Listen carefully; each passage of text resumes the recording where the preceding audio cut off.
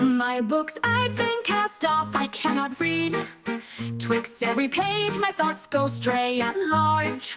Down in the meadow where is richer feed, and will not mind to hit their proper targe.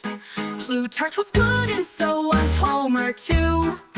Our Shakespeare's life were rich to live again. What Plutarch read that was not good nor true, nor Shakespeare's books unless his books were men. Here while I lie beneath this walnut bough, what care I for the Greeks or for Troy town, if just our battles are enacted now between the ants upon this hummock's crown.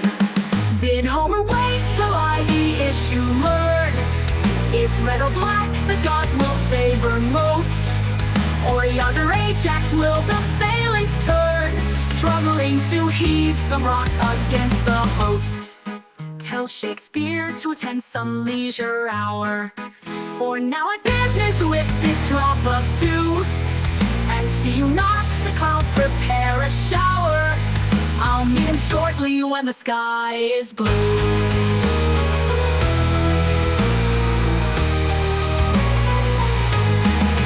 This bed of hearts, grass, and wild oats was spread last year with nicer skill than monarchs use.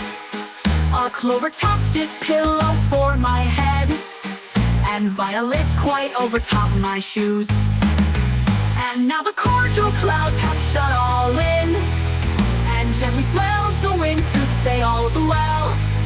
The scattered drops are falling fast and thin, some in the pool, some in the flower bell.